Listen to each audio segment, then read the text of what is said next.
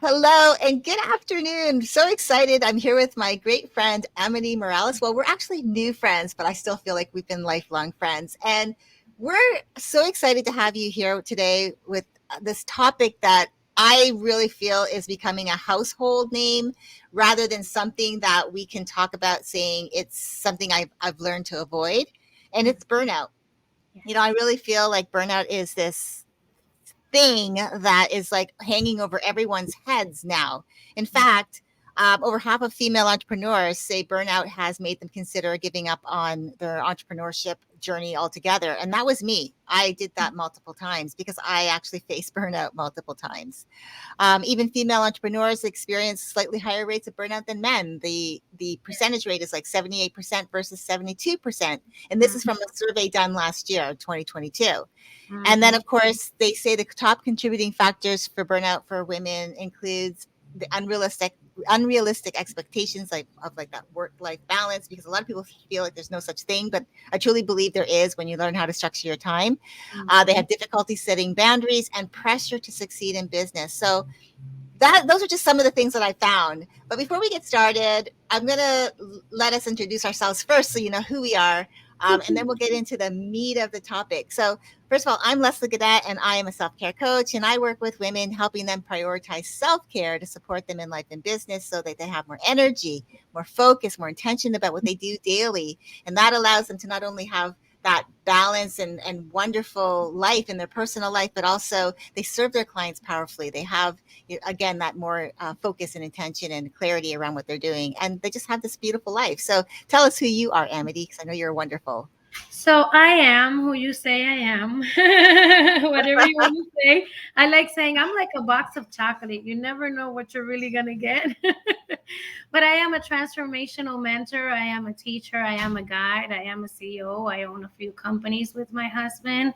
I've been in business since I can remember. I started my first company when I was 15 years old. I started Wow. selling purses and jewelry to the moms of my friends. Wow. Wow. I come from a family of business owners. Everybody in my family and most of my cousins, most of my family members own businesses. It's on in our lineage. Yeah, well, and that's nice to have entrepreneurs in your background because that gives you something to pull on. Like, what does that even look like? A lot of You us never you don't never have see that. yourself as an employee. Yeah.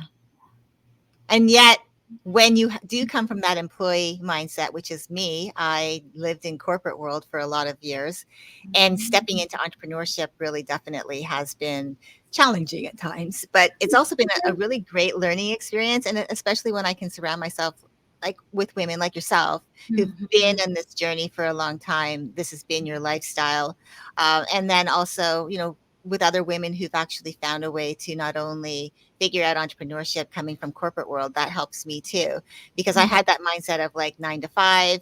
Okay, that means I know what my time my hours are. I've got this little box I live in, and I know what my break times are, this little box, and then I go home. But when you become a boss of your own, then you have to like figure out, okay, what are you going to tell yourself as the employee? What roles are you playing? When do those roles come out to play, if you will, and what you do. So it's an interesting journey, and you learn it a lot as you go.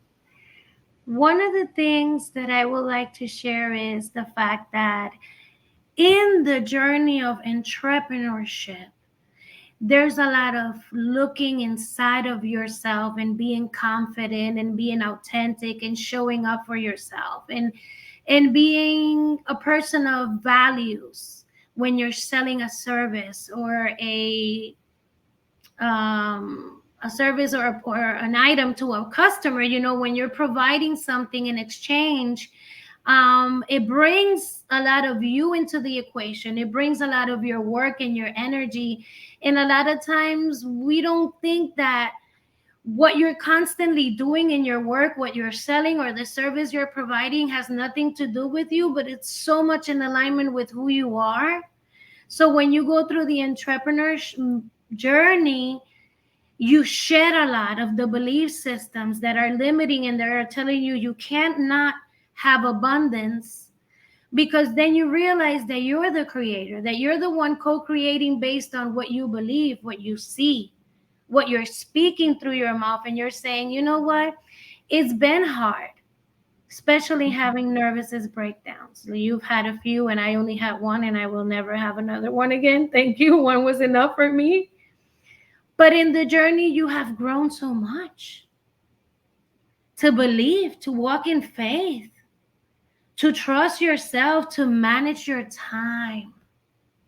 Yeah.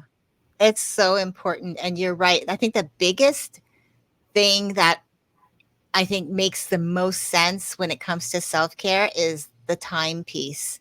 Because when you take care of yourself and you make that intent take that intentional time to do that, it really makes every other aspect of your life that much more richer and easier. And That's why that's where it comes down to.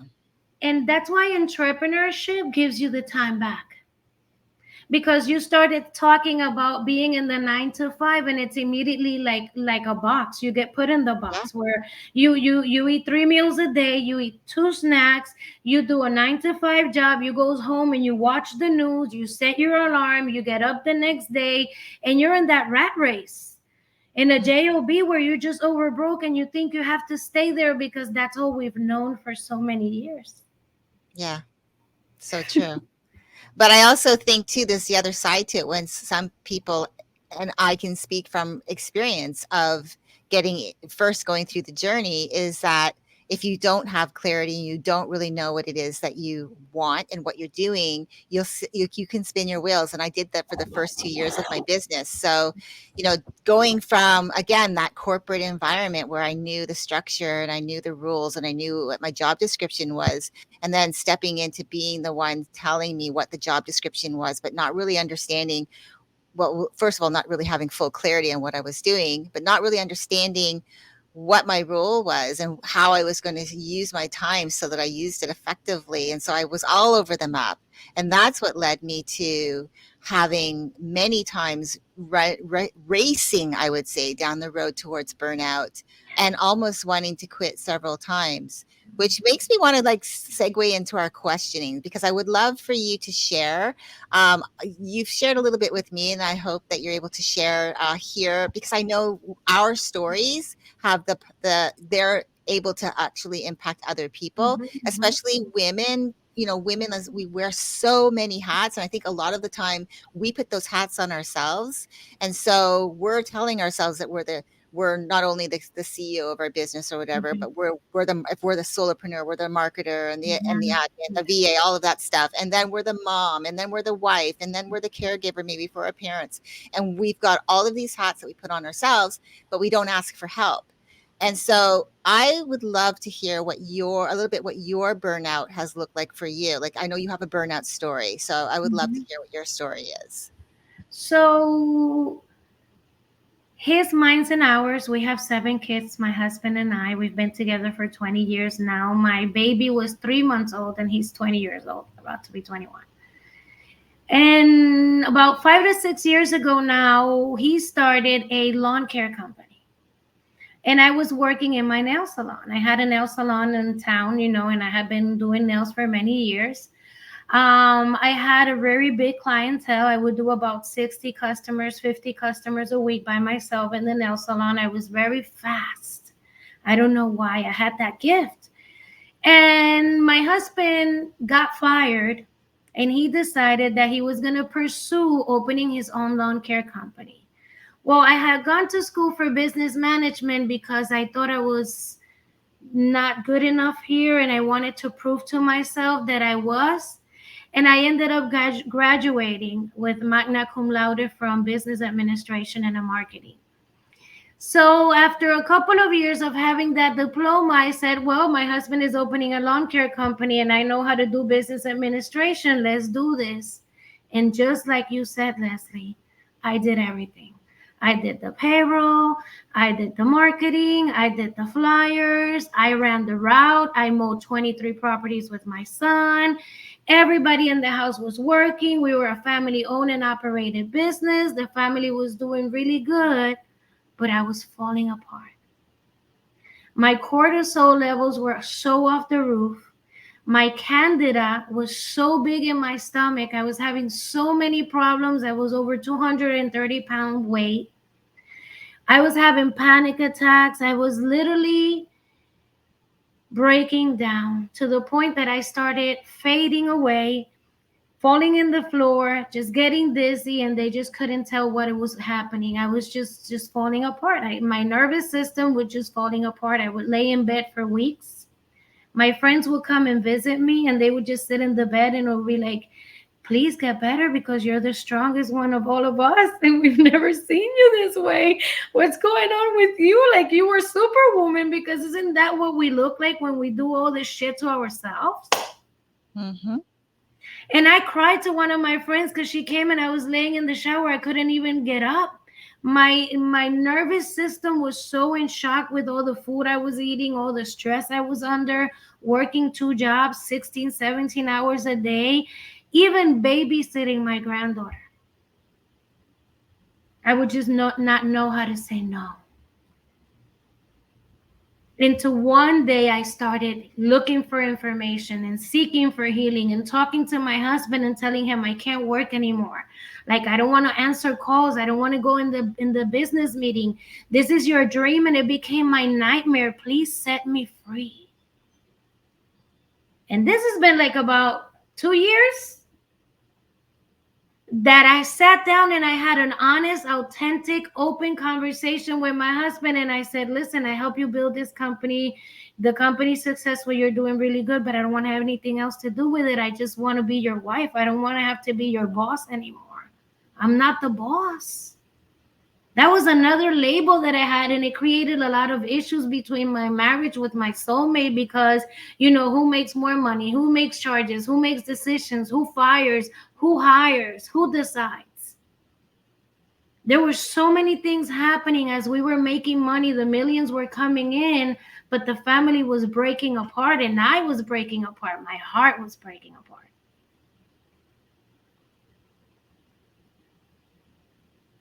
Wow.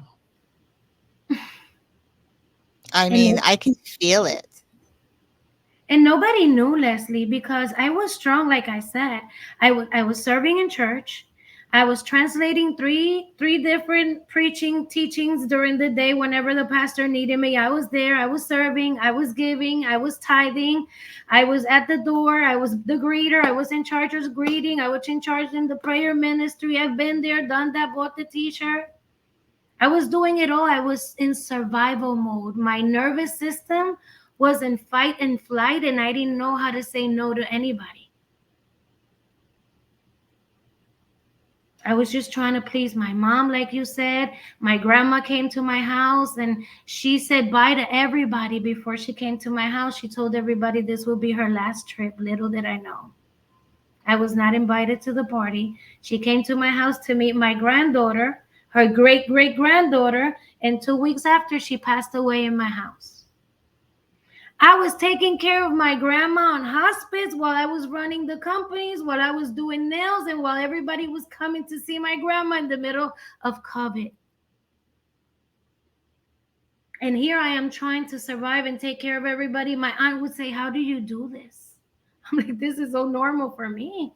I'm so used to being in fight and flight mode that I don't know how to process all these emotions. I have to be strong for all of you people. I have to be the one in charge. I have to be the boss.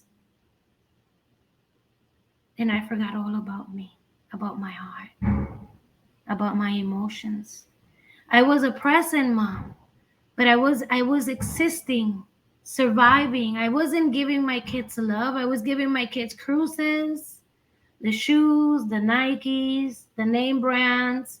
You know, I was volunteering in school, selling the books. What else don't we do? What don't we do? Is there something that we say no to? And that's the big question.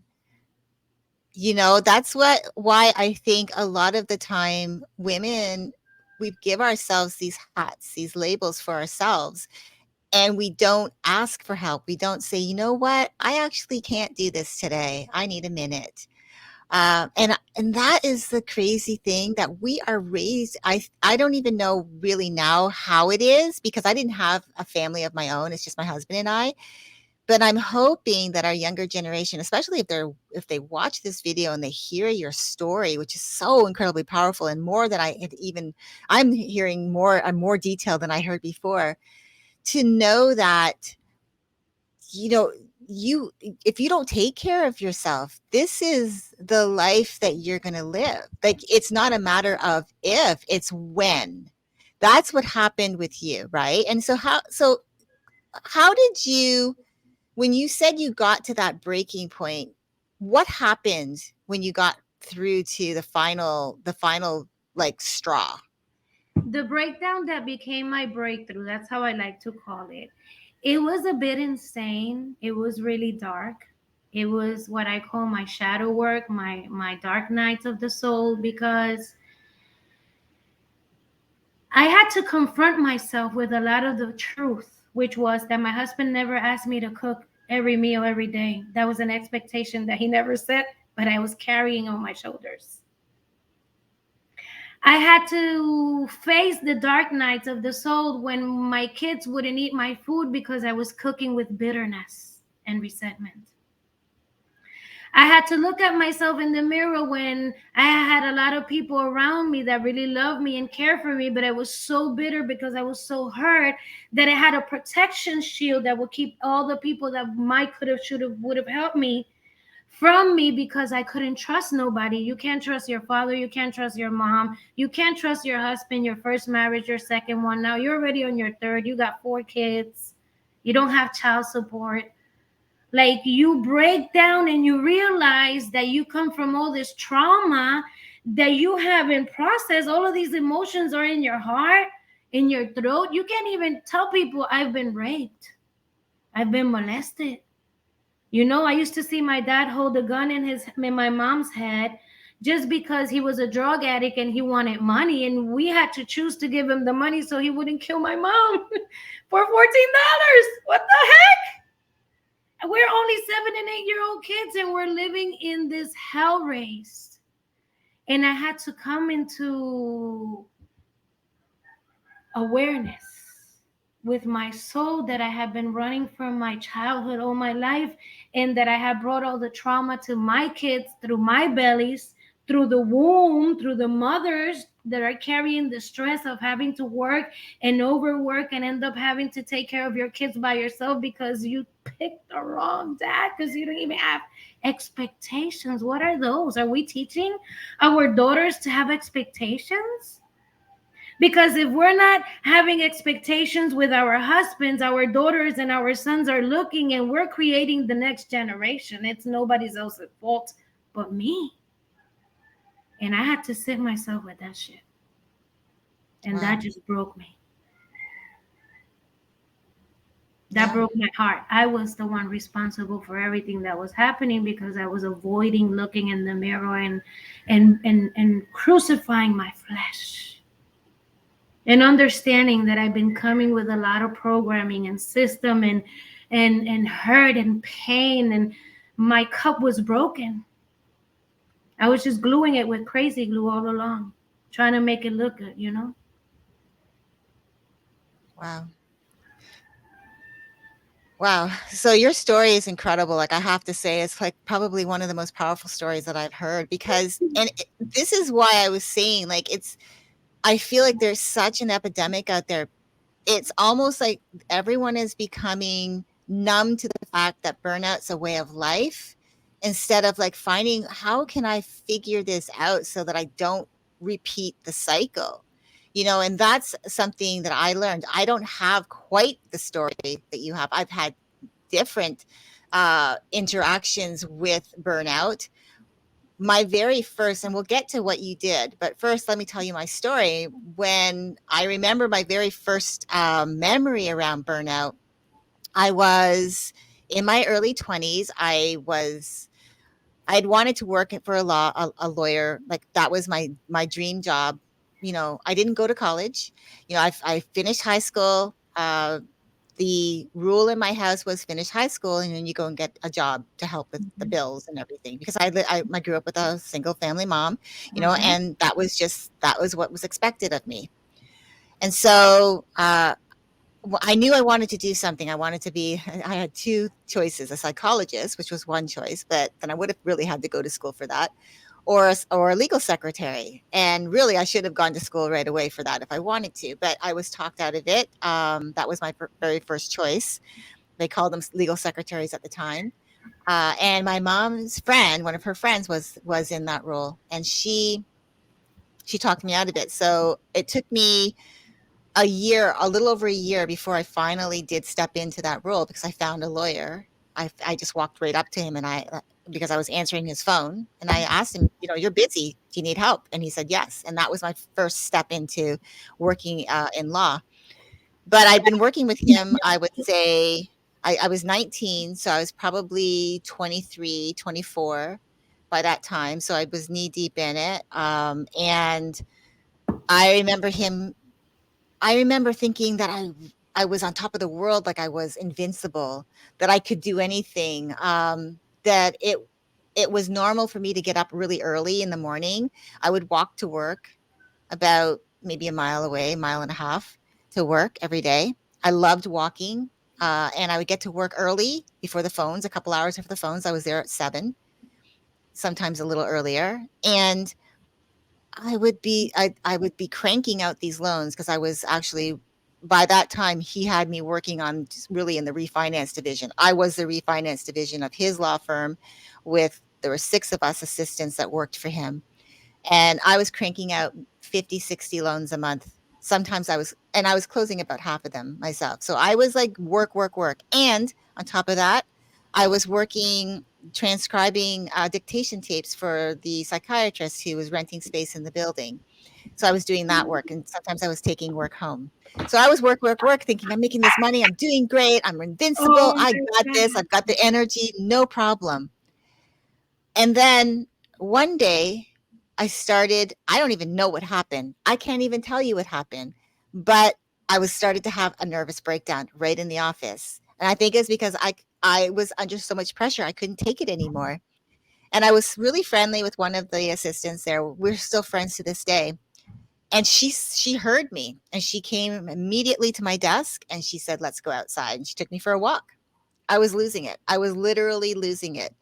My body started to manifest where I started to become allergic to milk products. I couldn't eat dairy. I started something I've been doing before. I could have milkshakes before and ice cream. Then all of a sudden, I would have it and I would be immediately sick.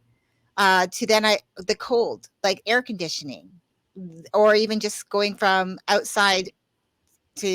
inside to outside during the winter.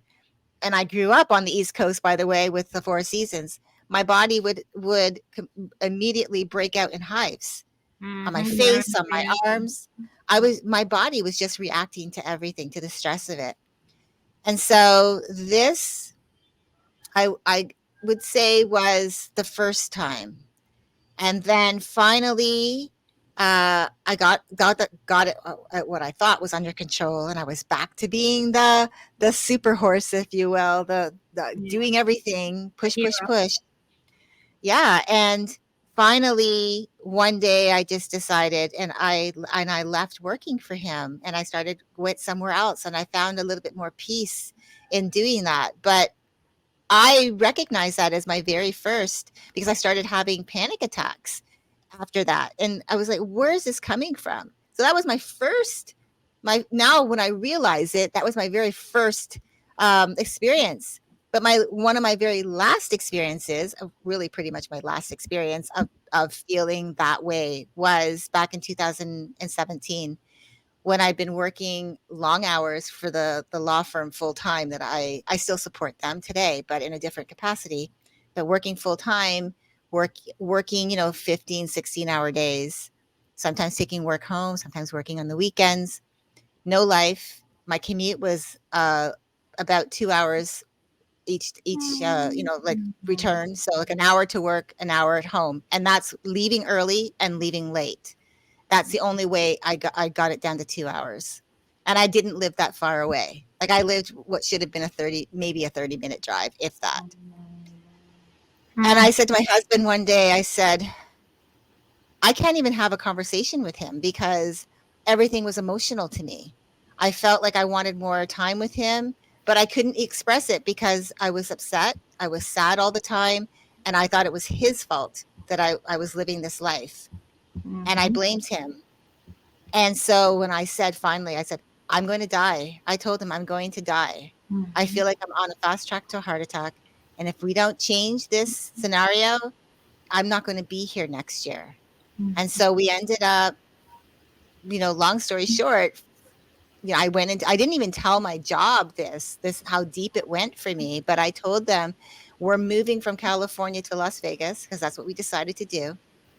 I'm leaving in 2 weeks, but I still want to support you in a different capacity.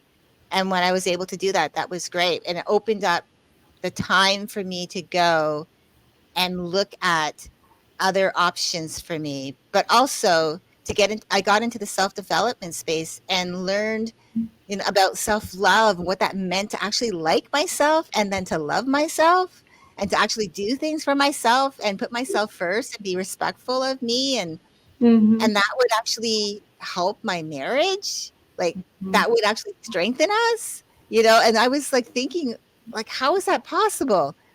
But here I am, like a testament to that, that my marriage is so much stronger. I've been married over 27 years, and my marriage is so much stronger today than it was when we first got married, than it was, I mean, night and day. So And much so, fun. It's so different. yeah, and so that's how I got myself getting into the self-development space. So that's how I got myself through my burnout. So tell us what you did, because yours was much more, I think, you were in the crisis stage, really. I used to do nails for 30 years. Mhm. So when I share with you the fact that I had my nail salon, I have to tell you that I did consultations in my nail salon. I fixed people credit. I help people buy houses. I taught them how to save money. I help people do budgets. I help people have their saving funds, like whatever people needed while I was sitting in my desk. And if I knew something I could help you, I would help you with it. So it was like a ministry that I had at my nail salon. It was so weird. Now that I think about it, I'm like, it's insane. So once I had my nervous breakdown, COVID came along. It was like something around the same 2020 year. And my husband said the company has grown enough. You're not going back to do nails. You're not going back. And in between me transitioning from a 30-year career and knowing that the company had grown enough for me to be able to live from it and I don't have to literally be working or on top of everything that's happened, it was like kind of my crash, like my body crashed and it was like it let go. I had to start eating healthier foods and being more conscious about how I was feeding my temple. Because once you are in business and hustling and overworking, you tend to eat out a lot. And not all the restaurants out there have healthy food or healthy ingredients because they're trying to make money. They need that return on the investment, you know? I needed to understand how my body was working. And I went to a holistic doctor and I started getting my test done of my cell system. How were my cells working? And I started treating my cells. I started breathing, doing breath work. I started doing tapping therapy. I started doing meditation. Like I just sit still and shut up.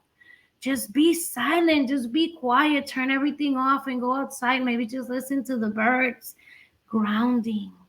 I walk barefooted daily, every day outside, 2 to 3 times a day. Like I don't even know when I wear shoes anymore. What's that? It's weird. I go out and I tell Carlos, I just want to be home. Like I'm so good in my space that I really don't need anything out of my soul.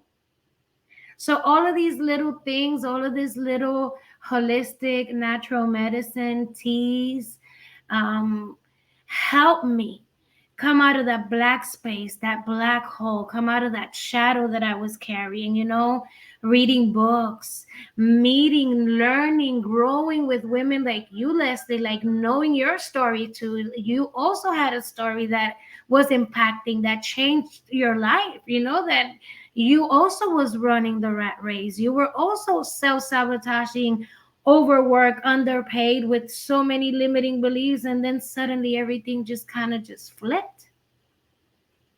And we're like in a whole different mindset, where now we're like, okay, ladies, don't do the same thing we did, because we ran this race, and at the end of the day, it ended up being an American nightmare, not a dream.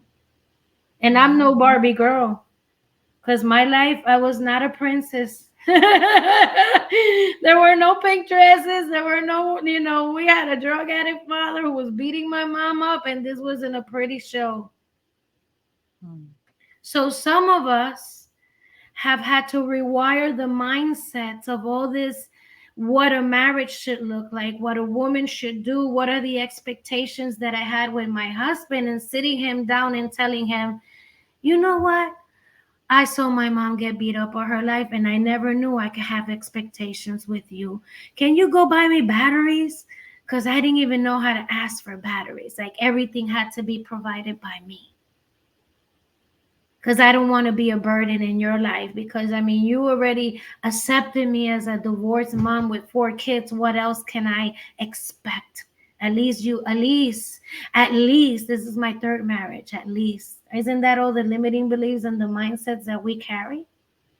Especially Mhm. when you're divorced, you have all these labels, crisis, ADHD, PTSD, plus you're working, plus fibromyalgia, plus you're running, plus your boss wants you to stay late, plus there's a party and somebody invites you to a birthday shower or something that you don't even want to go, but you don't know how to say, thank you for thinking about me, Leslie, but this time I'm going to watch it from your pictures. I'm not going to be available to come, but I so appreciate that you invited me. Give me your address. I will send you the gift, but not my presence. Yeah. I love that is probably one of the biggest, if not it's the second, I think it's second to asking for help, but I really feel like learning to say no is so powerful, but it's so scary, especially if you're a people pleaser, and you don't want to rock the boat. You don't want people to speak unkindly about you or judge you because you didn't show up to a party. You know, Because you we want to be have to good, think, because you don't want to be yeah, bad, because Santa Claus is yeah, coming to town, and we've been so conditioned with this good and bad reality mhm, that we're living exactly. we're living in this duality. You're either good or bad. But I tell people, I'm a tree of fruits, and I will give fruit in my due season. I'm not ready, probably, or I wasn't ready then, or I wasn't cooked enough. Mhm. you know I had to go through all this journey to understand and see who really I am, and remember who I am, because I'm just having an earth experience in this body, and my parents didn't have all the resources or the knowledge or the understanding that I have nowadays to be able to provide a better life, security and stability, more authentic living for my granddaughter, that I have the time to be present in her life and enjoy the fact that I'm taking care of her soul and in her heart, and I'm taking care of my daughter's lineage by providing that space to be able to be home and have the time to nourish and love her kids. But you're That's also teaching them fortunate. too. Yeah, and you're teaching them that self-care is important, to honor yourself. And if you can have that as a legacy that you leave behind, that they know that taking care of themselves is important, and then they pass that down. It's a ripple effect. So I love how that you phrase that. One of the things I did want to ask you, because I know this is probably something people may ask, how do we, like, what do you think are some of the unique causes of burnout for women, especially women who are going into business for themselves or are in business for themselves? Comparing yourself with other people. That's the number one thing. I've talked to so many women that have businesses, and they self sabotage themselves by going to look at other people's page to compare themselves. Let's see, did her nails look better than mine? Mm, Did her clothes is better than mine. It's like, are my, my eyelashes, are they long enough? And when we do this, we self sabotage our uniqueness to shine through who we really are, because I am not this body. I am a spirit having an experience in this temple. So when you look at me, you got to understand that this is just temporary, but the true essence of who we are in humanity comes from our heart, from our inside, from our breath of life.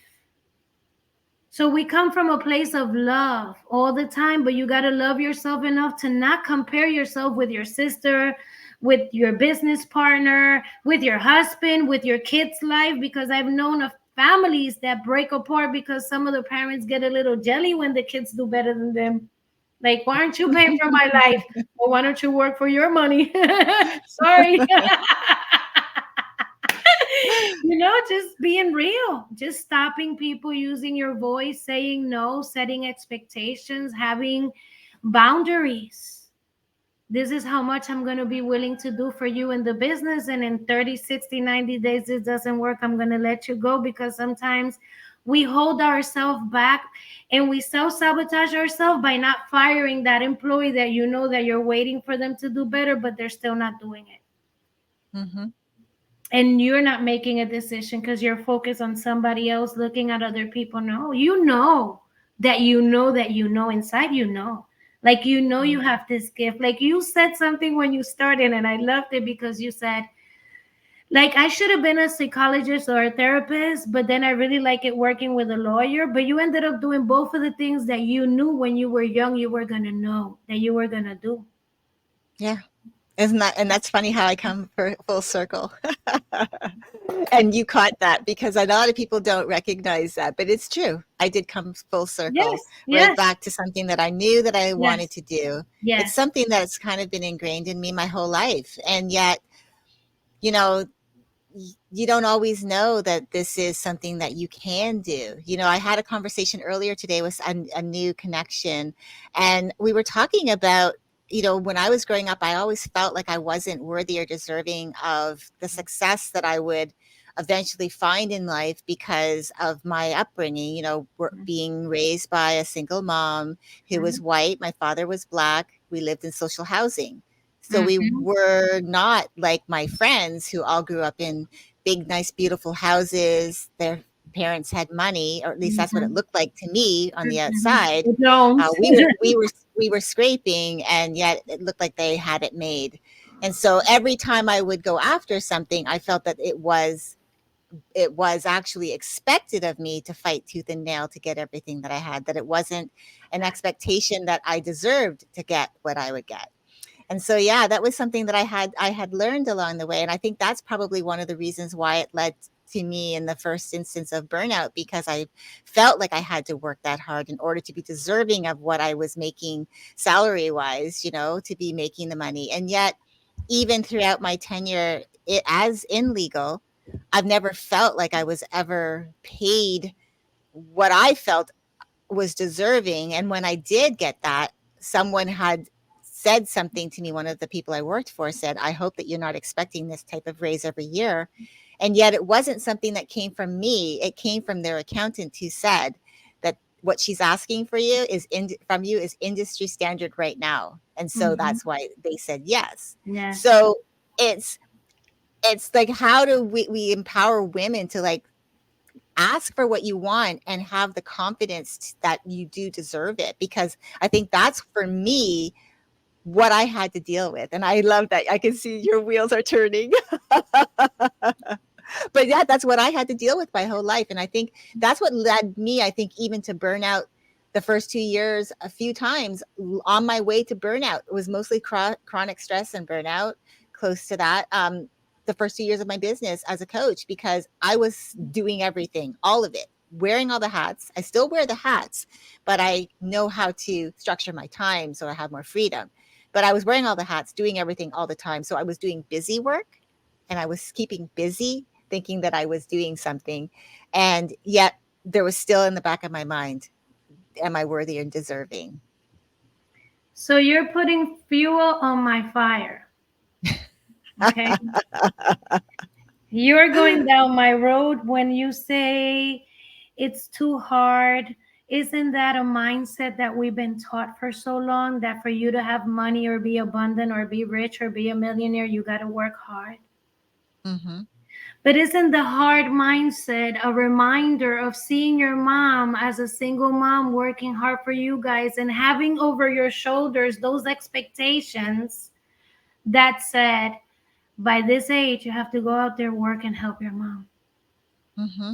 So it goes always back to the conditioning of the mindset of where we come from, the child trauma, the programming that we bring that sets us up in a level of energy where we think we're undeserving because we're sinners, because you're a bad person, because you're this color, you're pink, you're blue, you're purple, whatever the hell you want. I don't care. Okay? Mm-hmm.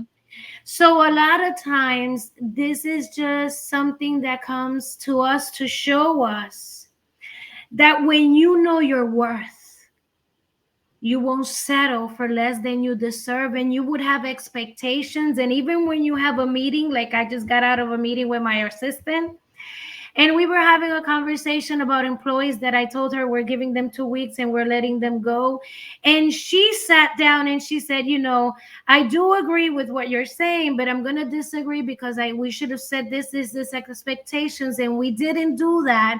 So I understand that it would be fair to give them 2 more weeks and that we should look for this other opportunity to open and then make a decision, because a lot of times when you don't see your worth, you don't dare to speak up. But when you know your value, even I'm the owner, she's my assistant, she was telling me, listen, and if you're working with people that are consciously awake and see your worth and your value, they will give you your pay, they will give you your raise, because they appreciate you and love you as a human being, and they love what you bring to the equation of their company. They value you. But the truth is that a lot of times the value has to come from me to me, not nobody else. Mm-hmm. Yeah. Not my kids, not my husband, not my boss, not my mom. Like, I need to say, I deserve this. I deserve this raise. I deserve to make $150,000 a month. Because you know what, Leslie? I know people that make $12 million a month, like eating a hamburger. Mm-hmm. And I know people that don't make $3,000 a month. But a lot of times it has a lot to do with, do you think you deserve it? Yeah. Do you think you're worth that price, those jobs? Do you think you deserve the retirement, the vacation? Or do we have all these limiting beliefs that say it's hard? Because it's not Yeah. hard. Oh, It's yeah. not hard at all. It's No, I easy. know. Of course. And I mean, even along with that, I had the additional double down on was because of my background. This is how I used to think. Of course, I don't think this way anymore, but Mhm. I would think that only privileged people have those things come to them easy, and I felt my friends were privileged. I love my friends like that. I'm not putting them down because they're amazing people and they never made me feel that way. I made me feel that way.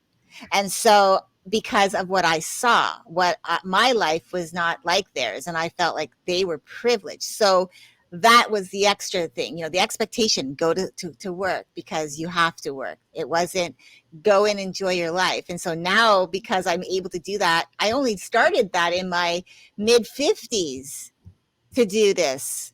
And so, it's unfortunate, but that's why I want to talk about things like this, because I really truly want women, especially our younger generation, that if they are in a career, for example, and maybe they love what they do, but maybe they're pushing themselves like you and I did, and not and thinking, oh, which some of the conversations I've had, oh, I don't typically take breaks because I'm able to work through. And they're not recognizing that that really is not a good model to follow, because we know from experience that when we don't slow down, even for 5, 10, 15 minutes, a break away from everything, that it comes back to bite us. It comes back and it makes us, yeah. And I'm talking about, not even a lot of the time, I'll even say, I've had conversations. Do you move from your work screen completely away from technology. No, they're picking the phone up, right? They're picking up their cell phone. There's They're some going way. straight to they're going to social media. Yes. And it's like you need to give yourself a break so that you can come back focused and refreshed. If you Yes. don't do that, your nervous system's not regulating, your mind's not calming down, not allowing yourself to like process what you've already taken in. Yes. And that can lead to this lovely topic we're talking about, which is burnout. And so, with that being said, I guess the last piece of I would like to ask you, last question is what advice would you give to help, especially women? Because I know like men deal with burnout in a different way, Mhm. and I haven't quite figured out that yet. I'm working on it, I think but it's pretty similar. They just don't express it as much as we do. right. I Hmm. think there's just other ways that they mask it. And so my question is, what advice would you give to other women who are, especially women, and they don't even necessarily have to be in business, but I would say women in general, how to help them to try to avoid that burnout in the first place or to catch it early? Because again, that whole mindset of, oh, I can work through because I've got lots of energy, you might think that's okay, but if you keep repeating that day after day, like I did, I was in my early 20s. So if anyone's watching that's in their early 20s, I thought I could do that too, and I did it. And what did it end up doing for me was I went down. I had started having panic attacks. My body started to respond with lactose intolerance, to getting hives from the cold. I'd never experienced that before. I grew up in the East Coast. I used to drink milkshakes and have ice cream. I wasn't a big fan of milk, but I mean, I had all of the dairy products. That doesn't mean that I'm saying that the dairy products are great for you. Well, I'm just saying when that they all of when a they sudden used to my be healthy, body, when they yeah, used to and be I'm healthy and they weren't modified and exactly. processed. Exactly. And so what I found was that it happened to me. It happened to you. Hmm. So what advice would you give to help women start to really start paying attention to this trend that's actually becoming the norm? Something really, really simple is, are you loving yourself? Because it starts with love. We cannot deny that we're faking it till we make it. We cannot deny that we cannot love the brothers because we're not loving ourselves. We cannot deny that we cannot expect to give love to a husband that we can't even love ourselves. So, how can I love the brother and the sister? So, first of all, you got to love yourself. And when you love yourself, you are the priority of your life. And when you are the priority of your life, you have a pencil and you have a notebook, and in this notebook you're writing your vision and you're making it clear. In this notebook you're writing your expectation. In this notebook you're not leaving time for, I don't know what I'm doing with my time. You're managing your time, you're managing your money, you're managing your spirituality, you're managing your health, you're managing your temple, you're managing your relationship, you're managing your words. What are you speaking? What are you declaring? What are you decreting? What are you saying? Because we become what we're talking all the time about. And a lot of times we're in the hustle culture because we think we got to do, we got to do, we got to do, instead of being who you were created to be. Just be the woman you are. Tell your husband, be honest, communicate. Be like, babe, I gotta leave this job or I'm gonna die of a heart attack. Like, you were wise to know the right timing, because if you could have, you said I couldn't talk, but you actually did talk, but you said it's timing. And thank God for wise husbands that are willing to listen and say, okay, babe, whatever you say, let's do this, because I love you enough to trust that you're wise enough to be the guide and I'm just the leader of this relationship.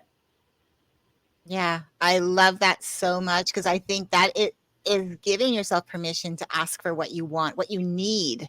If you need to say no, like you were saying to an invitation to someone's party, then say no to the invitation. Their feelings might be hurt, but if you're feeling drained, would you rather go there and be a party pooper to yourself? So you wouldn't enjoy yourself? And I don't Um, care if their you know, feelings get hurt. exactly I because don't it's care. I'm not here yeah, to make you feel happy. You make yourself happy, and when I'm with you, we're exactly. happier together. But I'm not going to try to be making you happy, because I'll never make you happy if you're not happy with yourself. Exactly. And that's something to also remember as well. So wow. This has been such a great conversation. I have loved it. You are amazing, Amity. So was you. So Yeah, I'm you're a excited. powerhouse. You're a powerful Thank woman. You you. have a lot to Thank give to the you. people that come near you and that allow you to enter in their safe space and guide them and lead them through this journey of awakening and understanding that it's time for us to change the future generations, but it starts with us. Exactly. It does. It starts with us, and if we can at least model what it looks like to look after us and show that to the younger our future generation especially, that it's Mm-hmm. okay to say no, that it's okay to ask for help, that it's Mm-hmm. okay to take breaks, that it's Mm-hmm. okay to have a hard stop at the end of your day, that it's Mm-hmm. okay to actually have personal boundaries, all Mm-hmm. of these things that are essential self-care to Yes. take care of you, that Yeah. it's okay for you to actually just spend time by Mhm. yourself, It's that it's okay to not be mad. selfish. It's okay Yeah. to be angry. One of my TikTok videos, I started screaming and punching on a pillow because we don't realize all of the energy from work, from resentment, all of the energy of stress, all of the energy that you have carried in your body for so long. It becomes tumors accumulated in your body. It becomes bumps. It becomes allergies. So, yeah, you want to allow yourself to get mad and every so often tell somebody to get the heck out of your face. And it's okay. We are having a human experience. Mhm, and that's the thing. People don't recognize that emotions are okay. You don't wanna live in your emotions, but they're okay. Yes. They help you process. Go Yes. through the emotion, process it, and then work things out later. And So above all, Leslie, if you are mhm, not able to process your emotions by yourself in your house with your husband, find somebody like Leslie. Find somebody like me that you feel connected, energetic, that you feel my story sounds familiar to you, and you'll be able to contact us and get in contact with us, and we should be able to help you learn how to deal with all of these emotions because we've been there. We've done that. We've bought the t-shirt. We're not coaching people because we are offering you a program to watch on a TV that's going to tell you how to be whatever. We're teaching you from our own experience, from what we went through, and that's what we're teaching other women to do. yeah, thank you. Thank you so much for that. I appreciate that. So yes, I hope that you guys found value today. I know I certainly have it. What an incredible story you have. It's powerful because you've been down in the valley and you were able to climb that mountain again. And I think what also I love too is that you recognize that it's not always going to be sunshine and roses, but it's okay. And life is life. But you're living life truly. You're living what I would say quality life rather than just you're not no longer are you just surviving, you're thriving. And I think that is what taking care of yourself allows you to do. So on that note, I just want to say thank you to everyone who has been able to either watch this live or watch it back. I'll make sure, Amity, that you have the recording so you can share it wherever you like, girl. Awesome. And Thank you. I I'm really excited about appreciate you. that. Thank you for seeing me. Thank you for your time. And I am so grateful for all the doors that are going to open for you in the near future. You and the same for you as well. And don't go anywhere. I'm gonna end the recording, but thank you so much, everybody. And I'll see you again with another story. I'll be bringing on some more ladies who will be sharing their incredible journeys. So, and until then, have a great afternoon. Bye for now.